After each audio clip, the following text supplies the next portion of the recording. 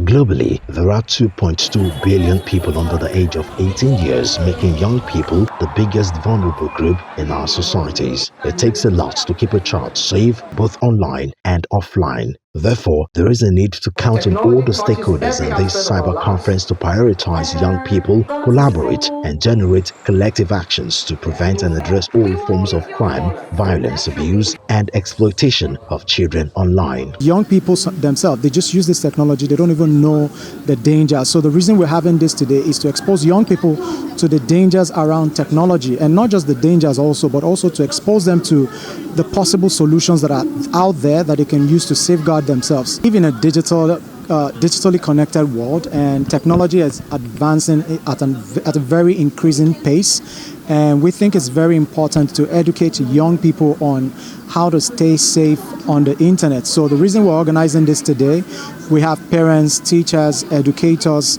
and we have young people. We're teaching them on how they can be safe online and also use digital technology responsibly. The world is a better place. The world is a bigger place. The world is also a smaller place in terms of connections. So technology, the internet are tools for us to live amazing lives. But again, with every good thing, there will always be ills, and there will always be things that would want to sabotage the essence of the good thing. What I'll tell the youth is make the most of the good of internet and technology. But be on the lookout and prevent yourself from being caught up in the shenanigans that would lead you into trouble. We've seen internet being used for terrorism. We've seen it being used as a means of sexual assault. So how do we actually safeguard the younger ones from the internet? How do we ensure that they can ask critical questions, or when they see predators, they can even identify them?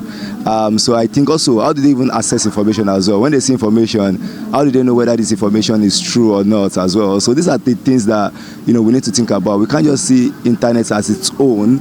We have to see it as a part of the ecosystem and how other things are connected to the internet, because it's a tool to advance social good, obviously, yes, but it's also a tool to also cause havoc or wreak havoc within the society as well. It is big to create a safer digital world that is free from all forms of abuse, exploitations, and violence, one that prepares young people to thrive in the digital space. Young people today, they are born with technology in their hands, so empowering young people to be able to not just use those digital technology that they have, but also to be able to use it responsibly is very, very important. The issues that young people face online do not stay online. They impact our families, schools, communities, and the nation at large. The internet is an incredible tool, but even though it's very, very incredible and it could advance knowledge and promote knowledge sharing, I think we also need to safeguard our younger ones from the internet as well, because there are also predators on the internet. Protecting children and young people is a shared responsibility that is upon all relevant stakeholders to ensure a sustainable future for all. For that to happen, parents, careers, educators, policymakers, industries, and other stakeholders must ensure